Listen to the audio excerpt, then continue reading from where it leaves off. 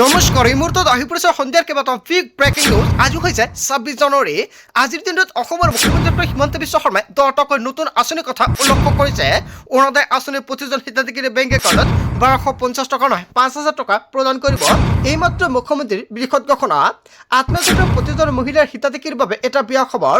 লাখ লাখ নাম কৰ্তন কৰা হৈছে তালিকাৰ পৰা। আপুনি ১০,০০০ টকাৰ চেক পালেনে? কমেণ্ট কৰক। ৰেচন কাৰ্ড থাকিলে প্ৰতি মাহতে বেংক একাউণ্টত সোমাব ১,০০০কৈ টকা। যদি আপোনাৰ ৰেচন কাৰ্ড আছে তেন্তে আপোনাৰ বাবে ভাল খবৰ। পিএম কিষাণৰ প্ৰতিজন হিতাধিকাৰী বেংক একাউণ্টত ৩,০০০ টকা সোমাব। ২৬ জানুৱাৰীত পিএম কিষাণৰ ২২ নং কিস্তিকলৈ আহি গৈছে ডাঙৰ খবৰ। মুখ্যমন্ত্ৰীৰ ঘোষণা। লগতে কেইবাটাও ৰাজনৈতিক খবৰৰ লগতে অৰাজনৈতিক খবৰ যুগুত কৰা হৈছে আজিৰ দিনটোত। গোটেই অসম তথা ভাৰতৰ বিভিন্ন প্ৰান্তৰ পৰা যুগুত হৈছে কেইবাটাও ডাঙৰ খবৰ। এনেবোৰ খবৰ নিতৌ পাই থাকিবলৈ চেনেলটি ছাবস্ক্ৰাইব কৰি ভিডিঅ'ত এটা লাইক কৰিবলৈ নাপাহৰিব। আজিৰ আমাৰ প্ৰথম খুবেই গুৰুত্বপূৰ্ণ খবৰ হৈছে অসমবাসীৰ বাবে এটা ডাঙৰ খবৰ। অৰুণোদয় আঁচনিৰ লাখ লাখ হিতাধিকাৰীয়ে শীঘ্ৰে আপডেট কৰক KYC। ফেব্ৰুৱাৰী মাহত লাভ কৰিব ডাঙৰ উপহাৰ। অৰুণোদয় আঁচনিৰ ধন নিয়মীয়াকৈ পাবলৈ বেংক একাউণ্টটো ঠিক হৈ থাকিব লাগিব। বহু লোকে KYC আপডেট নকৰাৰ কাৰণে অৰুণোদয় আঁচনিৰ টকা জমা নহয় একাউণ্টত। চৰকাৰে টকা দি দিয়ে কিন্তু একাউণ্টলৈকে নাযায়। আপুনি ২০ জানুৱাৰীৰ পূৰ্বে কৰিব লাগিব কেইবাটাও গুৰুত্বপূৰ্ণ কাম। অতি শীঘ্ৰে ২০ ফেব্ৰুৱাৰীৰ পূৰ্বে আপুনি এই তিনিটা কাম কৰক, অন্যথা আপোনাৰ একাউণ্টত অৰুণোদয় আঁচনিৰ টকা নাপাব। ইয়াৰ কাৰণ হৈছে একাউণ্টত KYC আপডেট হৈ নাথাকে। নিজৰ বেংক একাউণ্ট যদি পৰিষ্কাৰ হৈ নাথাকে তেন্তে চৰকাৰে টকা দিলেও একাউণ্টত জমা নহ'ব। দ্বিতীয়তে অৰুণোদয়ৰ বাবে যিটো মোবাইল নম্বৰ দিছে সেই মোবাইল নম্বৰটো এক্টিভ কৰি ৰাখক। কিবা কাৰণত যদি মোবাইলটো পৰিৱৰ্তন হয় চৰকাৰক জনাব লাগিব। এতিয়াৰ পৰা প্ৰত্যেকটো ব্লকত এজন অৰুণোদয়ৰ সহায়ক থাকিব। যদি মাহত টকা মাহতো জমা নহয় তেনে ক্ষেত্ৰত অতি শীঘ্ৰে আপুনি ব্লক অফিচলৈ গৈ আপুনি দিব অভিযোগ। লগে লগে আপোনালোকৰ সকলো সমস্যা কৰিব সমাধান আৰু আপোনাৰ একাউণ্টত কণ্টিনিউ অৰুণোদয় আঁচনিৰ টকা পাই থাকিব। তৃতীয়তে অৰুণোদয়ৰ ধন নাপালে অভিযোগ দিয়াৰ বাবে চৰকাৰে মুকলি কৰিছে ফোন নম্বৰ আৰু এই ফোন নম্বৰত ফোন কৰি দিব পাৰিব অভিযোগ। ফেব্ৰুৱাৰী মাহত চৰকাৰে অৰুণোদয়ৰ প্ৰতিজন হিতাধিকাৰীক দিব ডাঙৰ উপহাৰ। অৰুণোদয়ৰ তালিকাত আপোনাৰ নাম যদি অন্তৰ্ভুক্ত হৈ আছে তেনে ক্ষেত্ৰত মাহত টকা মাহতে আপোনাৰ জমা নহয় তেনে ক্ষেত্ৰত আজি আপুনি ব্লকত যাওক। যিসকলে কণ্টিনিউ টকা পাই আছে সেইসকলে একাউণ্টত ১২৫০ টকা নহয় ৪ মাহৰ টকা একেলগতে ৫,০০০ টকা প্ৰদান কৰিব আৰু বিহু উপলক্ষে বোনাছ দিব ৩,০০০ টকা। মুঠ ৮,০০০ টকা লাভ কৰিব আপোনালোকৰ বেংক একাউণ্টত। তাৰপিছত অসমবাসী ৰাজুক জনাইছে আমাৰ পৰৱৰ্তী খুবেই গুৰুত্বপূৰ্ণ খবৰ। লগতে ডাঙৰ খবৰ ৰেচন কাৰ্ডৰ হিতাধিকাৰীৰ বাবে আহি গ'ল ডাঙৰ খবৰ। নিৰ্বাচনৰ পিছত বিনামূলীয়াকৈ পাব সকলো ৰেচন। এতিয়া দি থকা ১০০ টকা দিব নালাগে। চাউলৰ লগতে চেনি দালি নিমখ আৰু মিঠাতেল লাভ কৰিব সম্পূৰ্ণ বিনামূলীয়াকৈ। প্ৰতিটো পৰিয়ালক ১ লিটাৰকৈ মিঠাতেল ১ কেজি চেনি দালি চাউল আৰু নিমখ বিনামূলীয়াকৈ দিব চৰকাৰে। মুখ্যমন্ত্ৰী ডক্টৰ হিমন্ত বিশ্ব শৰ্মাই সংবাদ মঞ্চযোগে কৰিছে বৃহৎ ঘোষণা। নিৰ্বাচনৰ পিছতে এইকেইটা সামগ্ৰী সম্পূৰ্ণ বিনামূলীয়াকৈ লাভ কৰিব। তাৰপিছত অসমবাসী ৰাজুক জনাইছে আমাৰ পৰৱৰ্তী খুবেই গুৰুত্বপূৰ্ণ খবৰ। লগতে ডাঙৰ খবৰ ফ্ৰী চাউল দালি দি জাতিটোক পংগু কৰিছে মুখ্যমন্ত্ৰী ডক্টৰ হিমন্ত বিশ্ব শৰ্মাই। ১২৫০ টকা ১০,০০০ টকা দি জাতিটোক শেষ কৰি পেলাইছে। অৰুণোদয় ১২৫০ টকা আৰু আত্মীয়গোটত ১০,০০০ টকা দি জাতিটোক শেষ কৰি পেলাইছে নেকি বিজেপিয়ে? এনেকুৱাকৈ বিজেপিৰ বিৰুদ্ধে কেইবাটাও বৃহৎ অভিযোগ উত্থাপিত কৰিছে। এনেকৈ এটা জাতি কেতিয়াও শক্তিশালী নহয়। ধাৰ লৈ লৈ দুখীয়া মানুহৰ মন জয় কৰি ভোট ল'ব বিচাৰিছে। মুছলমানক ভয় খুৱাই জাতি উদ্ধাৰ কৰিব নোৱাৰে। উচ্ছেদ চলাই জাতি থিয় কৰাব নোৱাৰে। সস্তীয়া ৰাজনীতি এৰক মুখ্যমন্ত্ৰী ডক্টৰ হিমন্ত বিশ্ব শৰ্মাই।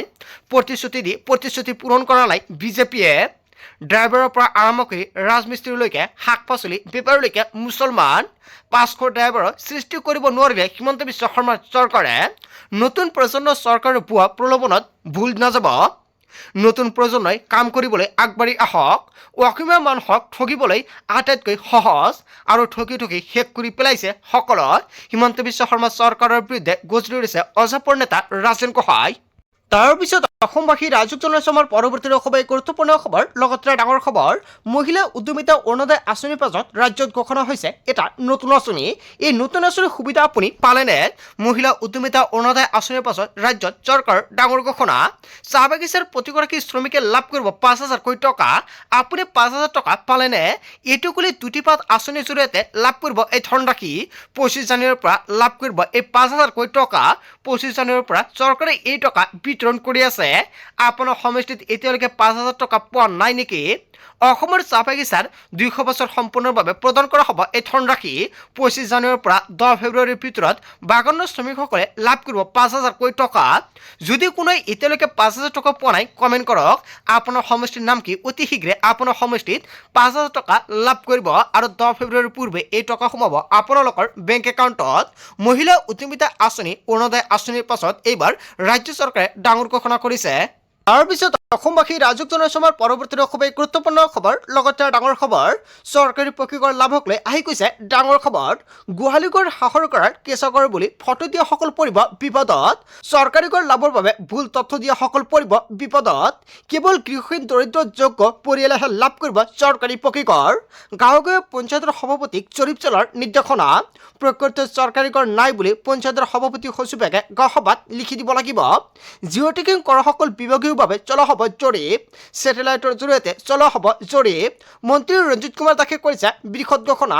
হয়, এটা নহয় দুটা নহয়, চৰকাৰী কৰাক লৈ কেইবাটাও নতুন নিয়ম বান্ধি দিছে। যদি আপুনি চৰকাৰী কৰে জিঅ' টেকিং কৰিছে, জিঅ' টেকিং কৰিলেই কিন্তু চৰকাৰী কৰ নাপাব। চৰকাৰে বান্ধি দিয়া নতুন নিয়ম মানিব লাগিব, অন্যথা চৰকাৰী কৰ লাভৰ পৰা বঞ্চিত হ'ব। সকলোৱে কমেণ্ট কৰি আছে কেতিয়া চৰকাৰী কৰৰ টকা সোমাব একাউণ্টত। চৰকাৰৰ ফালৰ পৰা এতিয়ালৈকে ডেটটো ঘোষণা কৰা নাই। যেতিয়াই ডেটটো ঘোষণা কৰিব নিশ্চয় সম্পূৰ্ণকৈ জনাই দিম। তাৰপিছত অসমবাসী ৰাজক জনাইছমৰ পৰৱৰ্তী খুবেই গুৰুত্বপূৰ্ণ খবৰ। লগতে ডাঙৰ খবৰ, ভোট চুৰি নহয় ভোট ডকাইতি কৰিছে বিজেপিয়ে। এয়া চৰৰ নামত বৃহৎ ষড়যন্ত্ৰ ৰচিছে হিমন্ত বিশ্ব শৰ্মাৰ চৰকাৰে। সংবিধান বিৰোধী আৰু সম্পূৰ্ণ বেআইনী কাম কৰিছে বিজেপিয়ে। বিজেপিৰ বিৰুদ্ধে ভোটদান কৰা ভোটৰ নাম কৰ্তন কৰিছে বিজেপিয়ে। গোৱালপাৰা সমষ্টিত প্ৰায় 20,000 প্ৰকৃত ভোটৰ নাম কৰ্তনৰ অভিযোগ উত্থাপিত হৈছে। গণতন্ত্ৰৰ ওপৰত প্ৰত্যক্ষ আক্ৰমণ কৰিছে বিজেপিয়ে। প্ৰকৃত নাগৰিকৰ ভোটাধিকাৰ কাঢ়ি লৈছে চৰকাৰে। বিজেপিৰ বিৰুদ্ধে বৃহৎ আন্দোলনৰ হুংকাৰ প্ৰদেশ কংগ্ৰেছৰ নেতা প্ৰণয়ৰ। কেৱল এয়াই নহয়, মুখ্যমন্ত্ৰী আৰু প্ৰধানমন্ত্ৰীক টাৰ্গেট কৰি বিস্ফোৰণ কংগ্ৰেছৰ নেতাৰ। ভোট চুৰি নহয় ভোট ডকাইতি কৰিছে বিজেপিয়ে। হয়, বিজেপিৰ বিৰুদ্ধে কংগ্ৰেছৰ নেতাই যিটো মন্তব্য কৰিছে জনতাই কি ক'ব। তাৰপিছত অসমবাসী ৰাজক জনাইছমৰ পৰৱৰ্তী খুবেই গুৰুত্বপূৰ্ণ খবৰ। লগতে ডাঙৰ খবৰ, ভোটাৰ তালিকাৰ পৰা মিয়া বাংলাদেশীৰ নাম কাটিবই লাগিব। এটা মিয়াকো ভোটাৰ তালিকাত ভৰাব নোৱাৰিব। মিয়া বাংলাদেশীৰ লগত কোনো কম্প্ৰমাইজ নহ'ব। 1971 চনৰ পিছত অহা লোকৰ নাম ভোটাৰ তালিকাত থাকিব নোৱাৰিব আৰু মিয়া বাংলাদেশীৰ নাম ভৰালে ভয়ংকৰ পৰিস্থিতি হ'ব। আমি আমাৰ জীৱন দিবলৈ সাজু আছো। কোনো দলেই অবৈধ মিয়া বাংলাদেশীৰ প্ৰাণত নপৰিব। কংগ্ৰেছে দমে দমে মিয়া বাংলাদেশীক অসমলৈ আনিলে আৰু সময়ৰ উত্তৰ সময়ত দিয়া হ'ব। ভয়াৱহ ৰক্তপাত পৰিস্থিতি হ'ব। হুংকাৰ অসমীয়া যুৱ মঞ্চৰ। হয়, যুৱ মঞ্চৰ তৰফৰ পৰা যিটো মন্তব্য কৰা হৈছে জনতাই কি ক'ব। তাৰপিছত অসমবাসী ৰাজক জনাইছমৰ পৰৱৰ্তী খুবেই গুৰুত্বপূৰ্ণ খবৰ। লগতে ডাঙৰ খবৰ, 2026 ইলেকশ্যন জিকিবলৈ বিজেপিৰ মহা অস্ত্ৰ হৈছে ভোট চুৰি। ভোট চুৰি কৰি নিৰ্বাচন দেওনা পাৰ হ'ব বিচাৰিছে বিজেপিয়ে। ভোট চুৰি কৰি ৰাজনৈতিক অধিকাৰ কাঢ়ি ল'ব বিচাৰিছে বিজেপিয়ে। ভোট চুৰি কৰি সংবিধানক অধিকাৰ কাঢ়ি ল'ব বিচাৰিছে বিজেপিয়ে। বিজেপিৰ বিৰুদ্ধে কেৱল অভিযোগ আৰু অভিযোগ। ভোট চুৰিৰ জৰিয়তে অসমৰ খিলঞ্জীয়া মানুহৰ অধিকাৰ কাঢ়ি লৈছে। ভোট চুৰিয়ে বিজেপিৰ একমাত্ৰ বিকল্প। বয় বাবুকী প্ৰলোভন সমষ্টি পুনৰ্নিৰ্ধাৰণ কৰিলে আৰু এই ভোট চুৰিয়ে 2026 নিৰ্বাচনক টাৰ্গেট কৰিছে বিজেপিয়ে। বিজেপিক ভোট নিদিয়া মানুহৰ নাম কাটিছে বিজেপিয়ে। নিজৰ মানুহক লৈ নিৰ্বাচন খেলিব বিচাৰিছে বিজেপিয়ে। অসম বিৰোধী কাম কৰিছে বিজেপিয়ে। বিস্ফোৰক অভিযোগ অজাপৰ সভাপতি লুৰিণজ্যোতি গগৈৰ। হয়, লুৰিণজ্যোতি গগৈয়ে যিকেইটা অভিযোগ উত্থাপিত কৰিছে বিজেপিলৈ কি ক'ব। তাৰপিছত অসমবাসী ৰাজক জনাইছমৰ পৰৱৰ্তী খুবেই গুৰুত্বপূৰ্ণ খবৰ। লগতে ডাঙৰ খবৰ, মুছলমানৰ নাম কাটি ইলেকশ্যন জিকিব বিচাৰিছে হিমন্ত বিশ্ব শৰ্মাই। উচ্চতৰ নামত হিন্দু মুছলমান কৰিছে হিমন্ত বিশ্ব শৰ্মাই। কেৱল এয়াই নহয়, বেলিতকৈ শক্তিশালী নহয় হিমন্ত বিশ্ব শৰ্মা। বিয়লি 4 বজাৰ পিছত বেলি সদায় মাৰ যায়, কিন্তু হিমন্ত বিশ্ব শৰ্মা যিমানে শক্তিশালী হওক বেলিৰ দৰে মাৰ যাবই। হিন্দু মুছলমান ৰাজনীতি কৰা এৰক মুখ্যমন্ত্ৰীয়ে। ইলেকশ্যনক লৈ ভয় খাইছে হিমন্ত বিশ্ব শৰ্মাই। মুছলমানক ক'বলৈ ভয় কৰে বাবে মিয়া মিয়া কৈ থাকে হিমন্ত বিশ্ব শৰ্মাই। চিধাকৈ কওক মুছলমানক বেয়া পায়। মুখ্যমন্ত্ৰীৰ বিৰুদ্ধে সৰব হৈছে ইন্নুছ তামুলী। তাৰ পিছত অসমবাসী ৰাজুক জনাইছো আমাৰ পৰৱৰ্তী খবৰ গুৰুত্বপূৰ্ণ খবৰ লগতে ডাঙৰ খবৰ গৌৰৱ গগৈৰ জ্ঞান শুকুৰালিতকৈ কম বুলি মন্তব্য কৰিছে গৌৰৱ গগৈক বহুত জ্ঞানী মানুহ বুলি ভাবিছিলো কিন্তু গৌৰৱ গগৈৰ জ্ঞান একেবাৰে নাই বুলি মন্তব্য কৰিছে কংগ্ৰেছ চৰকাৰৰ দিনতে অবৈধ বাংলাদেশী মিয়াৰ সংস্থাপন হৈছিল আৰু বিজেপি নহয় কংগ্ৰেছেহে কংগ্ৰেছক এচাৰলৈ ৰাজনীতি কৰিছে অসম আন্দোলনতকৈ ভয়ংকৰ পৰিস্থিতি হ'ব অসমত ভোটাৰ তালিকাৰ পৰা অবৈধ মিয়াৰ নাম কাটিবই লাগিব নিৰ্বাচনী আয়োগে সকলো মিয়াৰ নাম কটাৰ তালিকাৰ পৰিৱৰ্তনে কেইবাটাও গুৰুত্বপূৰ্ণ মন্তব্য কৰিছে নিৰ্বাচনী আয়োগে সকলো মিয়াৰ নাম ভোটাৰ তালিকাৰ পৰা কৰ্তন কৰক অবৈধ বাংলাদেশী মুক্ত এখন ভোটাৰ তালিকা তৈয়াৰ কৰক নিৰ্বাচন আয়োগে গঢ়ি উঠিছে জাতীয় সংগ্ৰামী সেনাৰ নেতা জিতু বৰুৱা তাৰ পিছত অসমবাসী ৰাজুক জনাইছে আমাৰ পৰৱৰ্তী খবৰ গুৰুত্বপূৰ্ণ খবৰ লগতে ডাঙৰ খবৰ এছাৰৰ জৰিয়তে মুখ্যমন্ত্ৰীয়ে মুছলমানৰ বিৰুদ্ধে ষড়যন্ত্ৰ ৰচিছে মুছলমানক আইনীভাৱে নিষেধ কৰে ষড়যন্ত্ৰ মুখ্যমন্ত্ৰীৰ অসমৰ সংখ্যালঘুৰ মুখ্যমন্ত্ৰী নহয় নেকি মুখ্যমন্ত্ৰী ডক্টৰ হিমন্ত বিশ্ব শৰ্মা মুখ্যমন্ত্ৰীয়ে বিগত 5 বছৰত এবাৰো সংখ্যালঘু অঞ্চললৈ অহা নাই মুখ্যমন্ত্ৰীক যদি সংখ্যালঘুৰ ভোট লাগে সংখ্যালঘু অঞ্চললৈ আহক সংখ্যালঘুৰ সমস্যা সমাধান কৰি বিজেপিক সংখ্যালঘুৱে ভোট দিব বিশেষ এটা জনগোষ্ঠীক মুখ্যমন্ত্ৰীয়ে শেষ কৰিবলৈ বিচাৰিলে নহ'ব সংখ্যালঘুৰ নাম ভোটাৰ তালিকাৰ পৰা কৰ্তন হ'লে হ'ব আন্দোলন ৰাজপথলৈ ওলাই আহিব ৰাজ্যৰ শহ মুছলমান আৰু এটা জনগোষ্ঠীৰ লাখ লাখ লোকক বহিষ্কাৰ কৰিলে প্ৰতিবাদ হ'বই মুছলমান মিয়া জনতা মানুহ নহয় নেকি এনেকুৱাকৈ ডাঙৰ মন্তব্য কৰিছে ৰাজ্যৰ জনতাক ভাগ ভাগ কৰিছে মুখ্যমন্ত্ৰী ডক্টৰ হিমন্ত বিশ্ব শৰ্মাই মুখ্যমন্ত্ৰীৰ ভুল পৰিণাম সহিব লাগিব এদিন হিন্দু জনতায়ো মুছলমানৰ নাম কাটি পুনৰ মুখ্যমন্ত্ৰী হোৱাৰ সপোনৰ নহ'ব সফল মুখ্যমন্ত্ৰী ডক্টৰ হিমন্ত বিশ্ব শৰ্মাৰ মুখ্যমন্ত্ৰী হুংকাৰ অসম সংখ্যালঘু সংগ্ৰাম পৰিষদৰ তাৰ পিছত অসমবাসী ৰাজুক জনাইছো আমাৰ পৰৱৰ্তী খবৰ গুৰুত্বপূৰ্ণ খবৰ লগতে ডাঙৰ খবৰ গণৰাজ্য দিৱসৰ আন্দোলন উল্লাসৰ মাজতে অসমত ভয়ংকৰ ঘটনা